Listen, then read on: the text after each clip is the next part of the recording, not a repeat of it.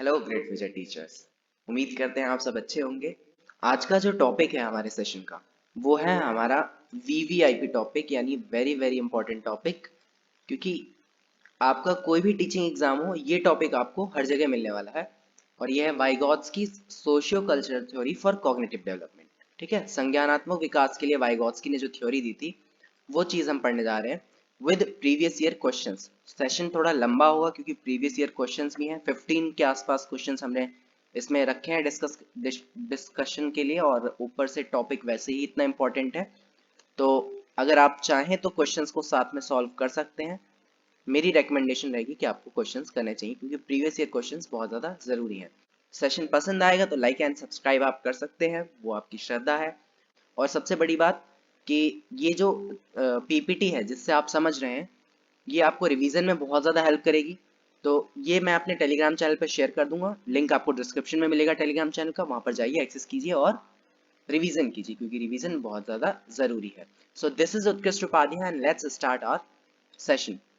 लेव वाइगॉट्स्की, इनका बर्थ और डेथ जो है वो इतनी इंपॉर्टेंट नहीं है, बट मैंने आपकी नॉलेज के लिए इसमें डाल दिया था। 17 नवंबर 1896 के आसपास ये इनका जन्म हुआ था रशिया में, लेव वाइगॉट्स्की का। ठीक है, और कुछ 37-38 साल के आसपास इनकी उम्र में इनका देहांत हो गया था। ठीक है, he is a Russian psychologist and a social constructivist. ये एक रशियन साइकोलॉजिस्ट थे, और सबसे जरूरी बात, सबसे इंपॉर्टेंट बात कि सोशल कंस्ट्रक्टिविस्ट थे। यानी सोशल कंस्ट्रक्टिविस्ट मतलब सामाजिक संरचनावादी या फिर सामाजिक रचनावादी। ठीक है, इसका मतलब होता है कि ये बिलीव करते थे कि बच्चा जो है वो अपनी नॉलेज को खुद कंस्ट्रक्ट कर सकता है। ठीक है, कंस्ट्रक्टिविज्म का मतलब ही यही होता है कि ये बिलीव कि बच्चा अपनी नॉलेज को खुद कंस्ट्रक्ट करेगा। तो ये एक सामाजिक संरचनावादी थे। इसका मतलब इनका मानना था कि बच्चा जो है वो समाज से अपनी नॉलेज को कंस्ट्रक्ट करता है, समाज के थ्रू इंटरेक्शन करके अपनी नॉलेज को कंस्ट्रक्ट करता है। ठीक है, तो ये है सोशल कंस्ट्रक्टिविस्ट का मतलब। कंस्ट्रक्टिविज्म का मतलब आपको ध्यान रखना है कि यानी जहां पर बच्चा एक्टिव हो और बच्चा अपनी नॉलेज को खुद कंस्ट्रक्ट करता हो। तो वाइगॉत्स्की हो गए, प्याजे हो गए, ब्रूनर, स्किनर, ये सब जो थे, ब्रूनर नहीं स्किनर, ये सब जो थे आपके कंस्ट्रक्टिविस्ट थे। ठीक है, यानी इनका मानना था कि बच्चा अपनी नॉलेज को खुद कंस्ट्रक्ट करेगा। आगे देखते हैं। He lays stress on social interaction for cognitive development. इन्होंने सामाजिक अंतःक्रिया को बहुत ही ज्यादा महत्वपूर्ण माना कॉग्निटिव डेवलपमेंट के लिए। यानी इनका कहना था कि भाई बच्चे का जो संज्ञान है, जो उसका दिमागी विकास है, इंटेलेक्चुअल विकास है, वो कैसे होगा? समाज के साथ अंतःक्रिया करके, अन्योन क्रिया करके। यानी वो समाज के साथ इंटरेक्ट करेगा तब जाकर वो चीजों को सीखेगा और उसका डेवलपमेंट होगा। है ना? कैसे? कोई भी एक्टिविटी है वो अपने से बड़ों या जो भी उससे ज्यादा जानता होगा उस फील्ड में, उससे वो उन चीजों को सीखेगा। ऐसा मानना था वाइगॉत्स्की का। He strongly believe that interaction plays a value role for meaning making.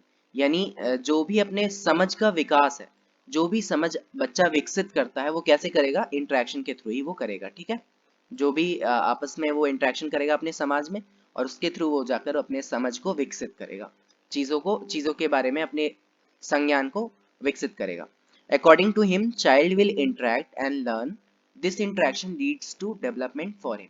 इनका मानना था कि बच्चा पहले इंटरेक्ट करता है, फिर चीजों को सीखता है, और ये जो इंटरेक्शन है, ये इंटरेक्शन ही उसका डेवलपमेंट करता है। क्योंकि पियाजे के केस में क्या था, जीन पियाजे कहते हैं कि भाई बच्चा पहले डेवलप कर जाएगा, बच्चा पहले इस स्टेज में पहुंचेगा तब जाके वो चीजों को सीखेगा। जब तक सही समय नहीं आ जाता बच्चा सीखेगा नहीं। ऐसा मानना था जीन पियाजे का।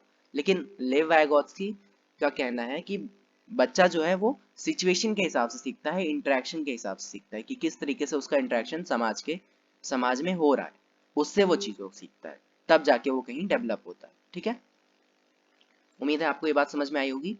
He lays emphasis on collaborative projects, cooperative learning, reciprocal teaching, peer tutoring, assistive learning।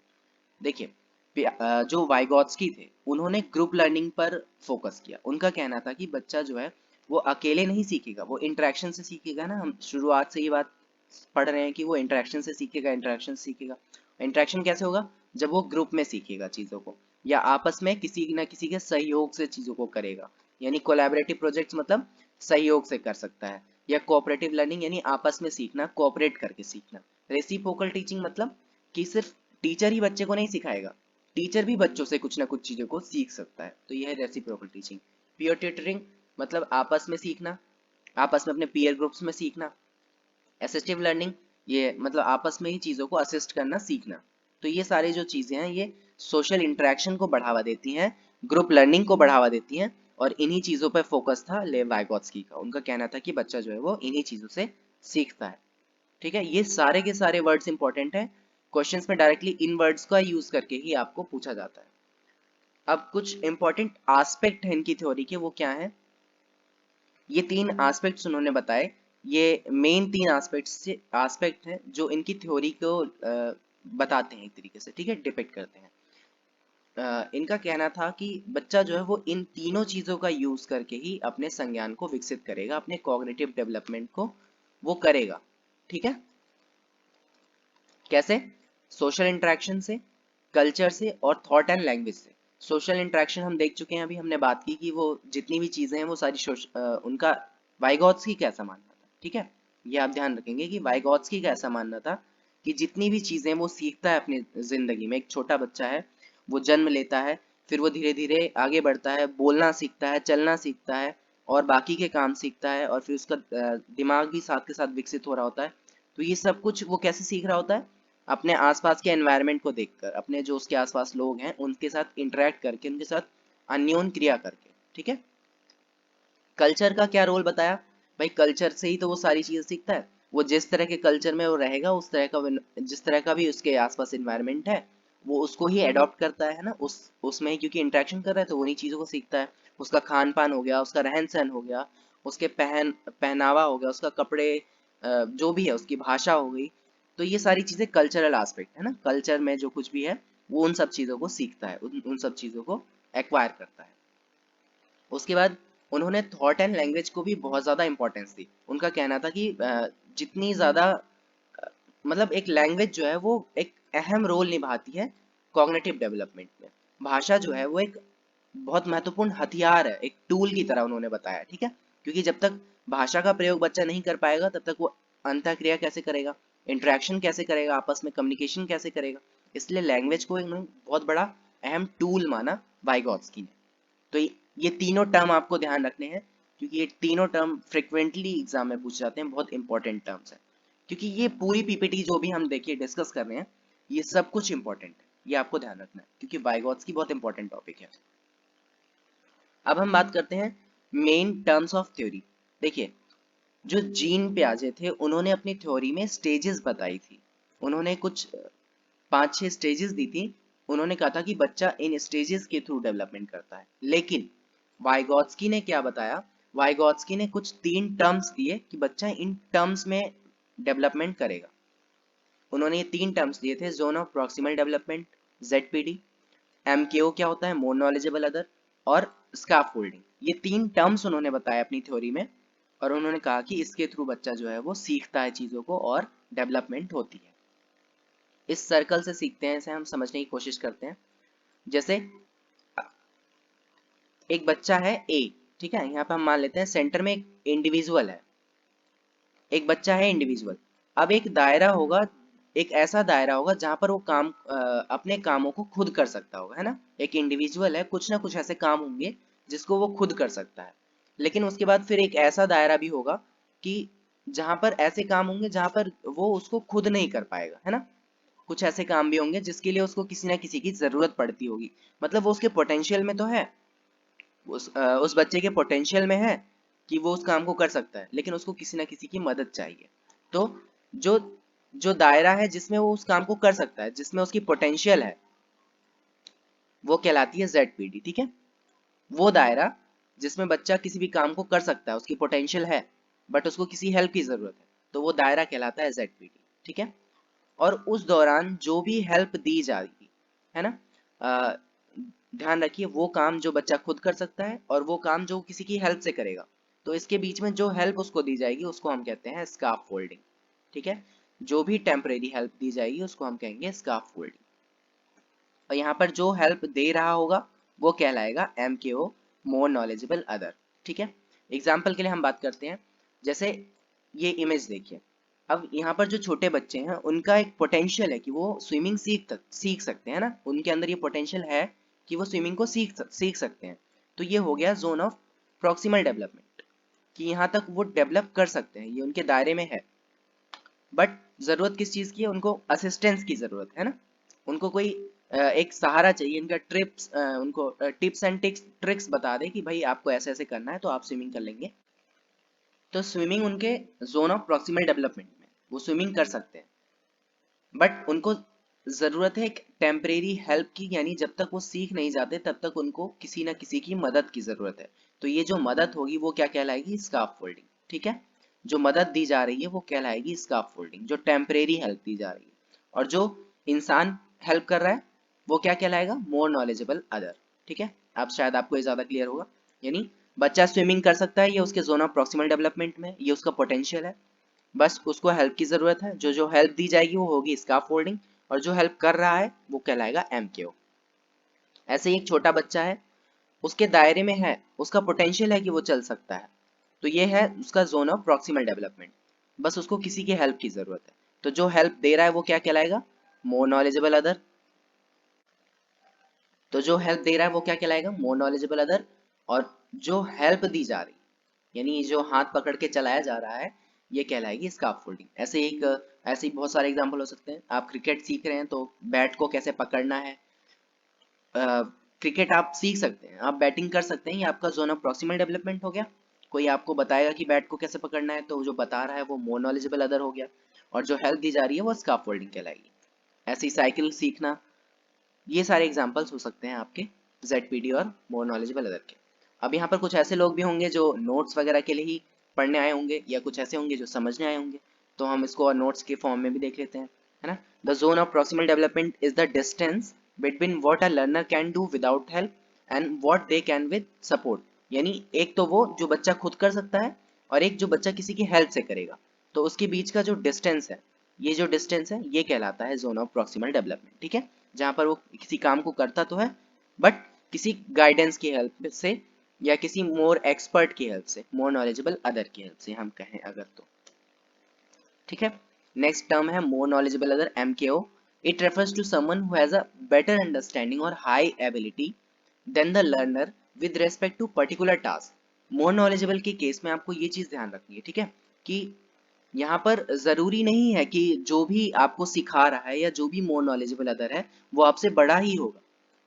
Example के लिए अगर हम बात करें तो आजकल जो माँ बाप हैं उनको स्मार्टफोन वगैरह का यूज करना जल्दी नहीं आता है ना, पर बच्चों को बहुत अच्छे से आता है। तो बच्चे तो छोटे हैं बट उनको स्मार्टफोन चलाने की नॉलेज ज्यादा है, तो वो क्या करेंगे, वो अपने माँ बाप को सिखा देंगे स्मार्टफोन चलाना। तो इस केस में क्या है, वो हो गए मोर नॉलेजेबल अदर। उनकी एज कम है, बट उनको उस एक पर्टिकुलर टास्क को लेकर, उस एक पर्टिकुलर प्रोसेस को लेकर उनको ज्यादा नॉलेज है, तो इसलिए वो हो गए उनके लिए मोर नॉलेजेबल अदर। ठीक है, यहाँ पर ध्यान रखना है आपको, एज का कोई मैटर नहीं करता, बस आपकी नॉलेज मैटर करती है, कि आपको ज्यादा आता है तो भाई जरूरी नहीं है कि मैं एक कम उम्र का लर्नर हूँ या कम उम्र का टीचर हूँ तो आप इस चीज को मुझसे सीख नहीं सकते। अगर मैं इस पर्टिकुलर एरिया में आपसे ज्यादा बेहतर समझा सकता हूँ, या आपको बता सकता हूँ, या आपको कुछ हेल्प कर सकता हूँ, तो आप उस हेल्प को ले सकते हैं, और मैं आपके लिए मोर नॉलेजेबल अदर हूँ। ठीक है, आगे बात करते हैं स्कार्फ फोल्डिंग।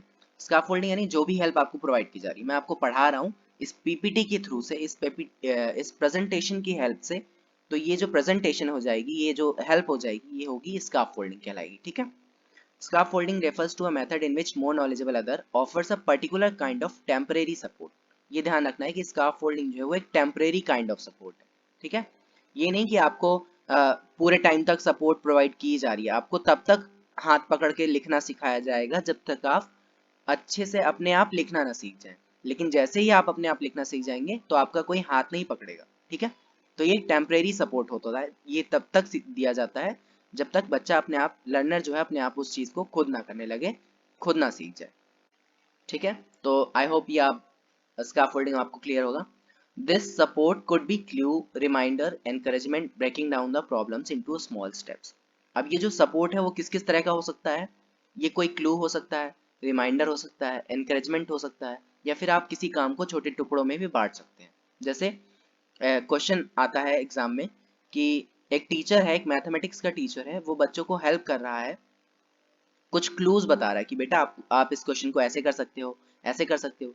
तो ये जो क्लूज है ये क्या कहलाएगा?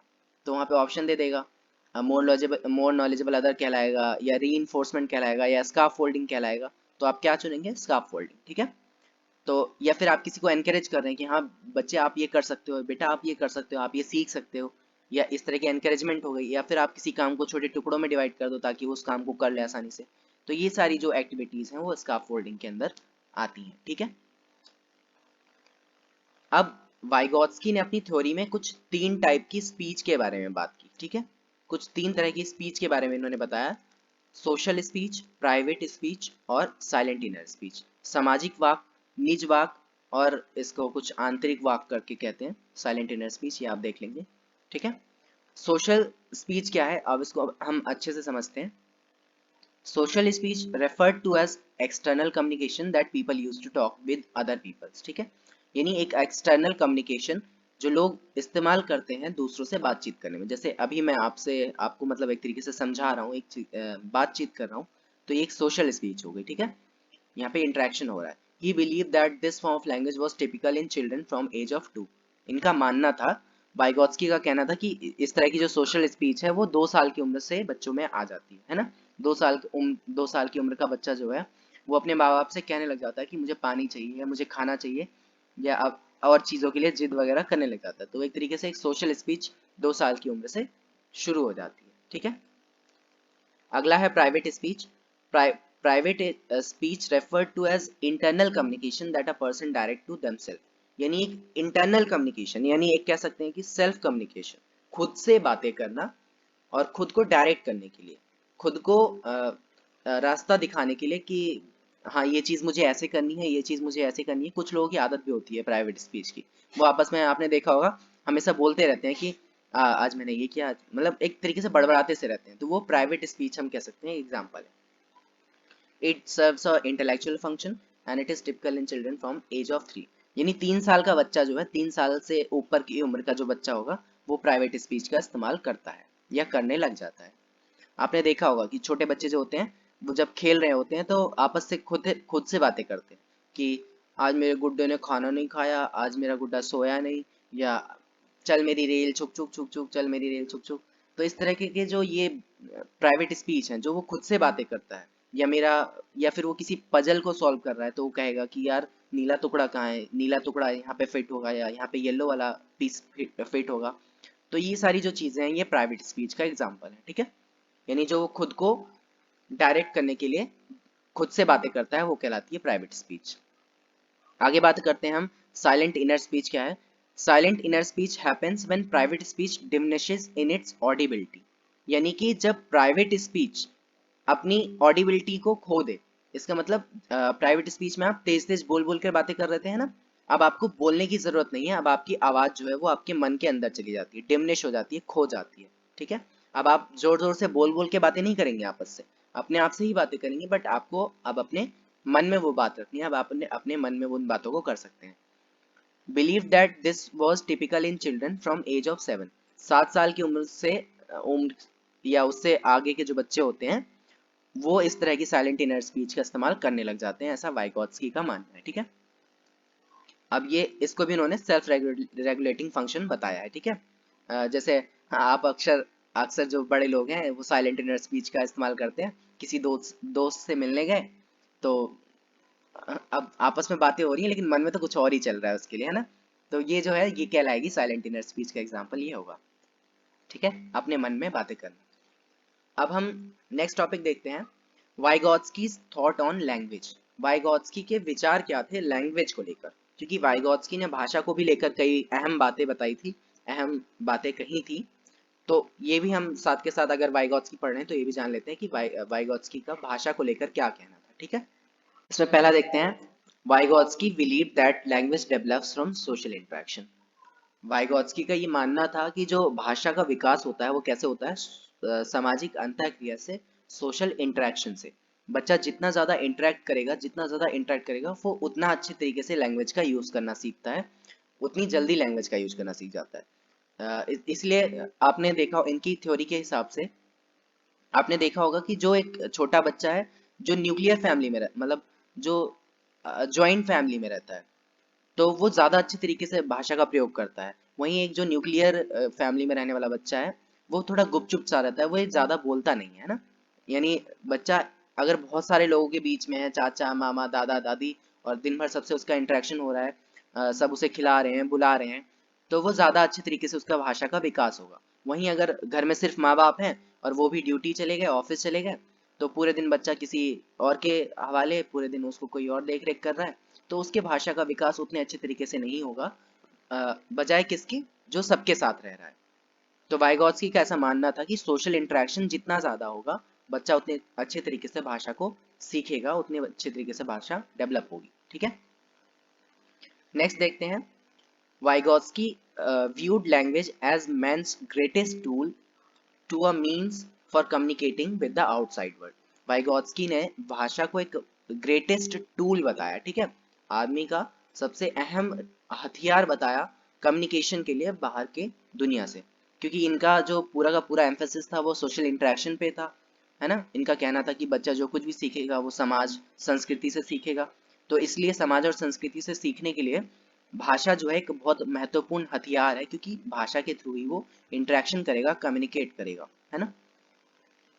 इन Vygotsky's philosophy, language plays a central role in the theory of human cognitive development. इन्होंने एक तरीके से भाषा जो थी वो एक सेंट्रल रोल प्ले करती है इनकी थ्योरी में। ठीक है, तीन चीजें मैंने आपको शुरुआत में ही बताई थी कि सोशल इंटरेक्शन, कल्चर और भाषा, ये तीनों चीजें ही बहुत ज्यादा अहम बताई वाइगॉत्स्की ने अपनी थ्योरी में। ये आपको तीनों ही तीनों ध्यान रखनी है। ठीक है, Vygotsky believed that language and thought initially have different roots but converge during the course of development and influenced bi-directionally thereafter। इनका कहना था कि जो विचार है, विचार और भाषा, वो दोनों इनिशियली अलग अलग चलते हैं, कि मन में कुछ और विचार हैं, और जो भाषा बच्चा जो भाषा बोल रहा है वो इनिशियली अलग होंगे। यानी बचपन में उन दोनों का आपस में कोई संबंध नहीं होता, वो साथ के साथ चलते तो रहते हैं, पैरेलल कह सकते हैं हम उनको। यानी वो साथ के साथ चलते तो रहते हैं पर उनका आपस में संबंध नहीं होता। ऐसा कौन कहते हैं? वाइगॉत्स्की कहते हैं। लेकिन आगे जाकर कहीं जब उनका विकास होता है तो वो आगे जाकर कहीं आपस में मिल जाते हैं और एक दूसरे को प्रभावित करते हैं, है ना। थॉट और लैंग्वेज, ये दोनों आपस में आगे जाकर मिल जाते हैं और एक दूसरे को प्रभावित करते हैं। ऐसा कौन कहते हैं? वाइगॉत्स्की कहते हैं। ठीक है, जबकि प्याजे का क्या कहना था, प्याजे भी आप समझ सुन लीजिए। प्याजे का कहना था कि पहले थॉट आएगा, उसके बाद जाकर कहीं हमारी लैंग्वेज आती है। उनका कहना था कि पहले थॉट आएगा उसके बाद लैंग्वेज आएगी। और कई बार बच्चे जो हैं वो इस चीज को उल्टा भी समझ लेते हैं कि प्याजे का कहना था पहले थॉट फिर लैंग्वेज, और वाइगॉत्स्की का इसका उल्टा।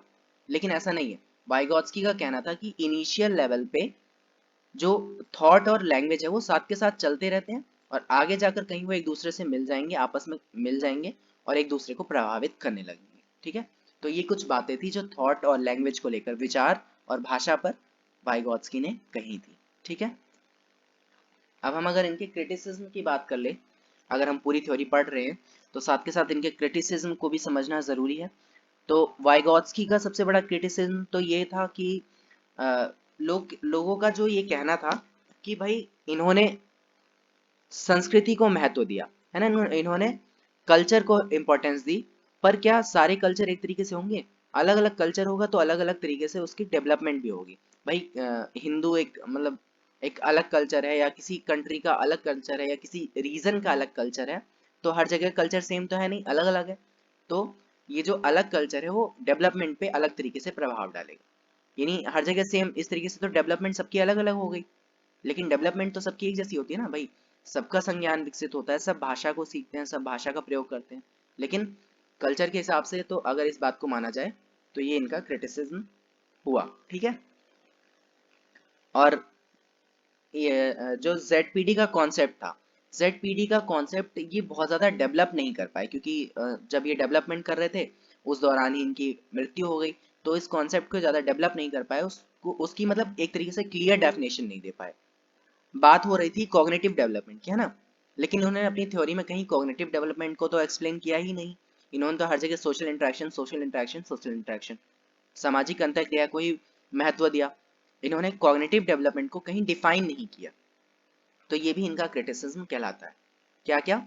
इन्होंने जेडपीटी को डिफाइन नहीं किया अच्छे तरीके से, कल्चर को लेकर इनके ऊपर बात उठ गई, और और क्या था, और इन्होंने कॉग्निटिव डेवलपमेंट के बारे में कुछ नहीं कहा। ये इनका ये तीन क्रिटिक्स इनके हो गए, ठीक है, कि जेडपीटी को डिफाइन नहीं किया, कल्चर को लेकर ही सारी बात करते रहे, सबके कल्चर अलग अलग हो सकते हैं जबकि, और दूसरा इन्होंने कॉग्निटिव डेवलपमेंट को कहीं डिफाइन नहीं किया, इन्होंने सिर्फ सोशल इंटरेक्शन पर ही अपने जोर दिए। अब हम देख लेते हैं कुछ प्रीवियस ईयर क्वेश्चंस, ठीक है, यहाँ तक की थ्योरी हमने वाइगॉत्स्की के बारे में समझ ली। अब हम कुछ 15 के आसपास प्रीवियस ईयर क्वेश्चंस को डिस्कस करेंगे। अब ये आपकी श्रद्धा है कि आप यहाँ पर रुक के पढ़ना चाहते हैं तो बिल्कुल पढ़िए, जिनको जल्दी हो वो बिल्कुल जा सकते हैं, ठीक है। चलिए शुरू करते हैं। During a task, Saina is talking to herself about ways she can proceed on the task. According to Lev Vygotsky's idea on language thought, this kind of private speech is a sign of.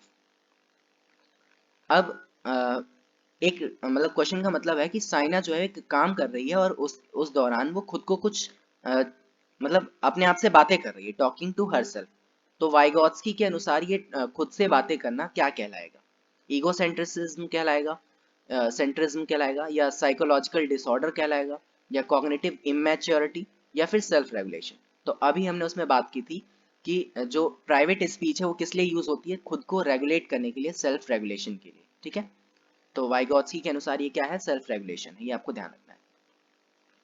Second question देखते हैं। After observing that students are struggling to proceed further on an ongoing activity, a teacher decides to provide clues and hints in form of what, why and how. According to Lev Vygotsky theory, this strategy of teacher will, यानी एक काम चल रहा है, बच्चे कुछ questions कर रहे हैं बट उनको उसमें प्रॉब्लम आ रही है, तो टीचर ने डिसाइड किया कि वो उनको कुछ क्लूज और हिंट्स देगा। तो वाइगॉत्स्की की थ्योरी के अनुसार ये क्लूज और हिंट्स क्या कहलाती हैं? सो वेरी सिंपल, वाइगॉत्स्की के थ्योरी के हिसाब से ये क्या कहलाएगी? स्कार्फ फोल्ड, ठीक है, स्कार्फ फोल्डिंग कहलाएगी लर्नर के लिए। बाकी सारे ऑप्शंस भी देख लीजिए आप। Cause withdrawal tendency among students, क्या ये उनमें एक विड्रॉल टेंडेंसी पैदा कर देगी, या फिर ये मीनिंगलेस है, इसका कोई महत्व ही नहीं है। The motivation motivate the children to learn, या फिर बच्चों को मोटिवेट करेगा। सिंपल आंसर है स्कार्फ फोल्डिंग, ठीक है। वाइगॉत्स्की के अनुसार अगर इस तरह की कोई मदद दी जा रही है तो वो क्या कहलाएगी? Scarf folding. थर्ड क्वेश्चन देखते हैं। Lev Vygotsky social cultural perspective of learning and precise is importance of dash in the learning process. Lev Vygotsky की जो थ्योरी थी उसमें किस चीज को इंपॉर्टेंस दी गई? मोटिवेशन को, इक्विलिब्रेशन को, कल्चरल टूल्स को, या एट्रीब्यूशन को? हम शुरुआत से इस चीज को डिस्कस कर रहे हैं कि उन्होंने तीन चीज को इंपॉर्टेंस दी। सोशल इंटरेक्शन को, कल्चर को और लैंग्वेज को, है ना। तो बाकी दोनों ऑप्शन तो इसमें है नहीं, तो कल्चरल टूल्स इसका सही ऑप्शन होगा, क्योंकि उन्होंने कल्चर को इंपॉर्टेंस दी थी अपने थ्योरी में। हिंदी के भी क्वेश्चंस मैंने इसमें ऐड किए हैं। सामाजिक अंतःक्रिया से भाषा सीखने का समर्थन डैश ने किया है। सामाजिक अंतःक्रिया से भाषा कौन सीखता है, ऐसा किसने कहा? वाइगॉत्स्की ने कहा ऐसा, ठीक है। वाइगॉत्स्की ने कहा है भाई कि सामाजिक अंतःक्रिया से बच्चा जो है भाषा सीखेगा। ये देखिए क्वेश्चन 2021 में भी आया है और 2019 में भी आया है, दो बार इस तरह का क्वेश्चन आया हुआ, मतलब बहुत फ्रिक्वेंटली इस तरह के क्वेश्चन पूछे जाते हैं। नेक्स्ट क्वेश्चन देखते हैं। In a language classroom teacher is asking student to interact आएगा, student to interact in group and then share their personal response to the poem with each other. This task promotes social interaction as advocated by. social interaction एक classroom है जहाँ पर teacher कह रहा है कि एक पोएम है, आप आपस में अपने रिस्पॉन्स को डिस्कस करोगे, जो सोशल इंटरेक्शन को प्रमोट करेगा। तो सोशल इंटरेक्शन को किसने बढ़ावा दिया है? सिंपल, ले वाइगॉत्स्की ने इस चीज को बढ़ावा दिया है, ठीक है। सोशल इंटरेक्शन की बात जहां भी आएगी वहां आएंगे हमारे लेव वाइगॉत्स्की सर, ठीक है। एक चीज आपने गौर ना की हो तो मैं आपको यहाँ पर दिखाना चाहूंगा। सीटेट 2021 जैन, ये फर्स्ट क्वेश्चन भी 2021 जैन है, सीटेट 2021 जैन सेकंड क्वेश्चन भी 2021 का है, थर्ड क्वेश्चन भी 2021 का है, फोर्थ क्वेश्चन भी 2021 का है और फिफ्थ क्वेश्चन भी 2021 जनवरी का है। तो आप देख सकते हैं एक पेपर में 5 क्वेश्चन लगातार, यानी किस्मत बहुत अच्छी हुई तो एक ही पेपर में 5 नंबर आपके पक्के हो जाएंगे वाइगॉत्स्की के टॉपिक से, ठीक है। ये आपको ध्यान रखना है, इसलिए बहुत इंपॉर्टेंट टॉपिक है ये। While working on jigsaw puzzle, 5-year-old Azma says to herself, "Where is the blue piece?" एक काम को करते हुए 5 साल की अज़मा कहती है कि ब्लू पीस कहाँ है? No, not this one, dark dark one. That would go here and make show this kind of this kind of activity। यहाँ पर एक्टिविटी सही वर्ड, ये कुछ गलत वर्ड टाइप हो गया है। This kind of activity is referred talk, sorry यहाँ पर आएगा टॉक, TAL के, टॉर्क गलत टाइप हो गया है यहाँ पर। This kind of talk is referred by Vygotsky, है ना। 5 साल की अज़मा है, वो कह रही है, वो एक काम को करते वक्त खुद से कह रही है कि ये ब्लू पीस नहीं आएगा, यहाँ पर डार्क वाला पीस आएगा। तो इस तरह की जो ये टॉक है ये क्या कहलाएगी वाइगॉत्स्की के अनुसार? हमने वहां पे 3 तरह की स्पीच पढ़ी थी वाइगॉत्स्की के अनुसार, सोशल स्पीच, प्राइवेट स्पीच और साइलेंट इनर स्पीच, है ना। तो इसका ऑप्शन हो जाएगा प्राइवेट स्पीच। यहाँ पर कुछ लोग कंफ्यूजन भी कर सकते हैं, अगर आपने जीन पियाजे की थ्योरी पढ़ ली है तो आप ईगो सेंट्रिक स्पीच से कंफ्यूज हो सकते हैं, बट ईगो सेंट्रिक स्पीच की बात हमने वाइगॉत्स्की की थ्योरी में नहीं की है, ये आपको ध्यान रखना है, ठीक है। ईगो सेंट्रिक स्पीच की बात कहाँ हुई है? ये बात होगी वहां जीन पियाजे की थ्योरी में, पियाजे कहते हैं ईगो सेंट्रिक स्पीच। लेकिन वाइगॉत्स्की की थ्योरी में हमने सिर्फ 3 तरह की स्पीच के बारे में बात किया, सोशल स्पीच, प्राइवेट स्पीच और साइलेंट इनर स्पीच, ठीक है। सिर्फ 3 स्पीच के बारे में बात की हमने। नेक्स्ट क्वेश्चन देखते हैं। According to Lev वाइगॉत्स्की learning is, वाइगॉत्स्की के अनुसार लर्निंग क्या है? A conditioned activity, a social activity, an individual activity या पैसिव एक्टिविटी? पैसिव एक्टिविटी तो बिल्कुल है ही नहीं, उनके अनुसार एक सोशल एक्टिविटी है, एक सामाजिक क्रिया है जहां पर वो समाज से अंतर क्रिया करके चीजों को सीखता है, ठीक है। 8th question, Lev Vygotsky referred to the verbal dialogues that children have with themselves. लेव वाइगॉत्स्की ने जो बच्चे आपस में जो वर्बल डायलॉग्स होते हैं जो बच्चों के, ठीक है, जो वो खुद से करते हैं themselves, उसको उन्होंने क्या कहा है? उसको उन्होंने क्या कहा है? प्राइवेट स्पीच, ठीक है। बाकी की स्पीच पे आपको बिल्कुल ध्यान नहीं देना है, कंफ्यूजन नहीं क्रिएट करनी है। 3 तरह की स्पीच हमने बात की है, तो आपको उस 3 तरह की स्पीच का ध्यान रखना है, ठीक है। क्वेश्चन नंबर 9 देख लेते हैं। The zone of proximal development refers to, zone of proximal development क्या है? डायरेक्टली क्वेश्चन पूछ लिया कि जोन ऑफ प्रॉक्सिमल डेवलपमेंट क्या है। तो ऑप्शन देखते हैं। The point in learning when support can be withdrawn, यानी एक ऐसा पॉइंट जहां पर सपोर्ट ले लिया जाता है, क्या ये था जोन ऑफ प्रॉक्सिमल डेवलपमेंट? जी नहीं। जोन ऑफ प्रॉक्सिमल डेवलपमेंट तो वो दायरा था जहां पर एक टेम्परेरी सपोर्ट की जरूरत पड़ती थी, है ना। बी ऑप्शन देखते हैं। The phase when maximum development is possible, हाँ ये कह सकते हैं हम ऐसा कि जहां तक मैक्सिमम डेवलपमेंट पॉसिबल है। The development phase when child take complete responsibility for learning, यानी एक ऐसा फेज जहां पर बच्चा जो है वो अपनी पूरी रिस्पॉन्सिबिलिटी ले लेता है कि वो खुद से सीखेगा, ऐसा तो कुछ भी हमने नहीं पढ़ा। A context in which children can almost perform a task on their own with the right level of support, यहाँ पे on आएगा, OWN, on their own, यानी वो खुद से एक काम को कर सकता है with the right level of support, यानी अगर एक सही मात्रा में उसको सपोर्ट मिल जाए तो वो उस काम को खुद कर सकता है, ऐसा दायरा।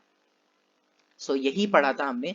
तो इस तरीके से डी ऑप्शन जो है वो सबसे अप्रोप्रिएट, सबसे करेक्ट ऑप्शन है आपका, कि वो दायरा जहां पर बच्चा काम को कर तो सकता है, बस उसे एक राइट लेवल ऑफ सपोर्ट की जरूरत है, ठीक है। ये होता है zone of proximal development.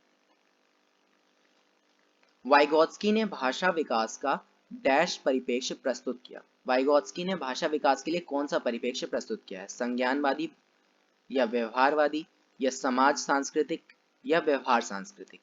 Socio cultural theory है उनकी, वाइगॉत्स्की की, यानी समाज सांस्कृतिक थ्योरी वाइगॉत्स्की ने अपने भाषा विकास के लिए बताई, ठीक है।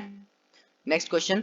According to Lev Vygotsky the primary cause of cognitive development, Vygotsky के अनुसार कॉग्निटिव डेवलपमेंट का सबसे अहम जो प्राइमरी हम कह सकते हैं, बेसिक वजह कह सकते हैं या कॉज कह सकते हैं, वो क्या है?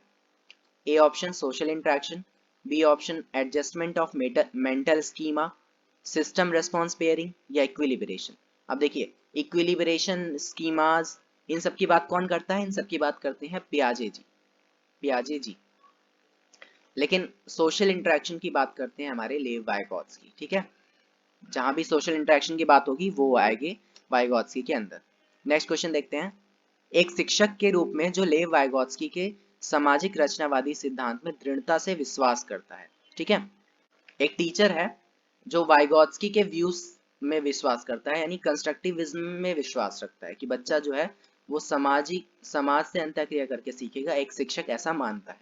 आप अपने छात्रों के आकलन के लिए निम्नलिखित में से कौन सी विधि पसंद करेंगे? ऐसा टीचर जो है वो इनमें से कौन सी विधि को अपनाना चाहेगा? मानकीकृत परीक्षण, तथ्य आधारित स्मरण प्रश्न, या फिर वस्तुनिष्ठ बहुविकल्पीय प्रकार के प्रश्न, या सहयोगी परियोजनाएं।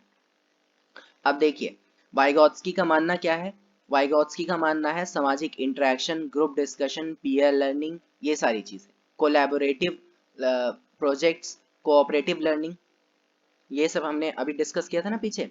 सहयोगी परियोजनाएं यानी कोलैबोरेटिव प्रोजेक्ट्स, यानी जिसमें वो आपस में सहयोग से उन चीजों को कर सके। तो सहयोग, आपस में अंतःक्रिया, ये सारी बातें कहते हैं हमारे वाइगॉत्स्की। नेक्स्ट क्वेश्चन देखते हैं। Which one of the following is an example of scaffolding?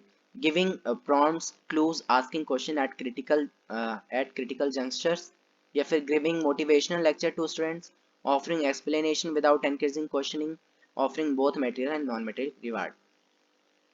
क्या रिवार्ड देने से स्कैफोल्ड कहलाएगा, या फिर एक्सप्लेनेशन दे देते हैं आप किसी क्वेश्चन को, किसी क्वेश्चन का एक्सप्लेनेशन दे दे रहे हैं, वो स्कैफोल्डिंग कहलाएगा? ये तो बिल्कुल ही गलत है भाई। एक्सप्लेनेशन कभी पूरी तरह से आपने उसको अपाहिज ही बना दिया वहां पर, तो बच्चे को आपने पूरी पूरी एक्सप्लेनेशन बता दी, अब बच्चा अपना दिमाग चलाएगा ही नहीं।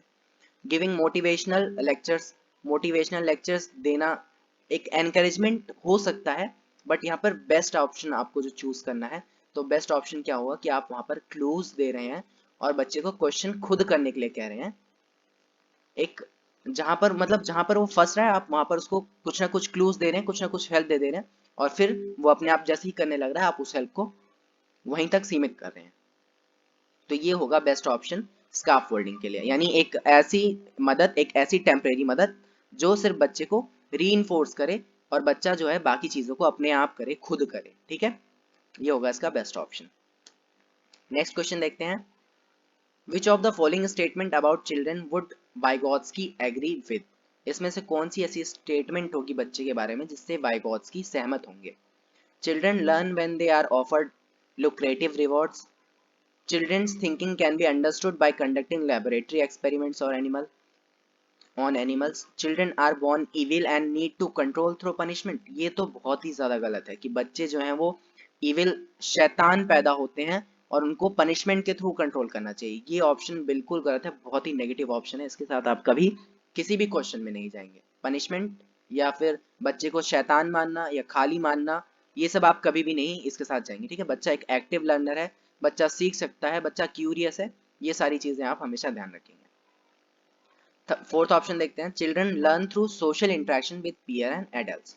सो ये बेस्ट ऑप्शन आपके सामने, जिसमें वाइगॉत्स्की बात करेंगे सोशल इंटरेक्शन के बारे में पीयर्स और एडल्ट्स के साथ। नेक्स्ट क्वेश्चन देखते हैं 15, और ये शायद हमारा आखिरी क्वेश्चन है। हाँ जी, हमारा आखिरी क्वेश्चन होगा। Vygotsky's theory, which aspect of development get neglected? वाइगॉत्स्की की थ्योरी में कौन सा एस्पेक्ट नेग्लेक्ट कर दिया गया है? पहला सोशल एस्पेक्ट, या कल्चरल एस्पेक्ट, या फिर बायोलॉजिकल या लिंग्विस्टिक। सो सोशल, कल्चर और लैंग्वेज, ये तीनों तो हमने पढ़े ही थे कि तीनों महत्वपूर्ण एस्पेक्ट उन्होंने बताए थे, लेकिन बायोलॉजिकल एस्पेक्ट के बारे में हमने नहीं पढ़ा था, है ना? वाइगॉत्स्की ने बायोलॉजिकल एस्पेक्ट के बारे में कुछ नहीं कहा, इसलिए इसका बेस्ट ऑप्शन जो है, जो नेग्लेक्ट हो गया है, वो है बायोलॉजिकल एस्पेक्ट वाइगॉत्स्की की थ्योरी में। तो ये कुछ 15 क्वेश्चंस थे जो आज हमने डिस्कस किए। कमेंट करके जरूर बताइएगा कि आपने अगर 15 के 15 क्वेश्चंस पढ़े हैं तो आपके अनुसार कितने क्वेश्चंस आपने सही किए। ये बहुत ज्यादा जरूरी है कि आप खुद का असेसमेंट करें, है ना? जब तक आप खुद का असेसमेंट नहीं करेंगे तब आपको पता नहीं चलेगा कि आपने कितना सीखा, कितना जाना। तो कमेंट करके ज़रूर बताइए कि आपके कितने क्वेश्चन अच्छे हुए हैं, कितने क्वेश्चन ठीक हुए हैं। सेशन पसंद आया हो तो लाइक शेयर ज़रूर कीजिएगा, और चैनल पहली बार देख रहे हैं तो सब्सक्राइब किए बिना मत नहीं जाइएगा, क्योंकि ये आपके लिए इम्पॉर्टेंट है, बहुत इम्पॉर्टेंट है। ठीक है, मिलते हैं नेक्स्ट सेशन में। पीडीएफ आपको टेलीग्राम चैनल पे मिल जाएगी, लिंक आपको डिस्क्रिप्शन में मिल जाएगा। तब तक के लिए अपना ख्याल रखिए, बाय बाय। मिलते हैं एक नए टॉपिक के साथ नेक्स्ट सेशन में, तब तक के लिए bye bye. Have a nice revision, see you soon.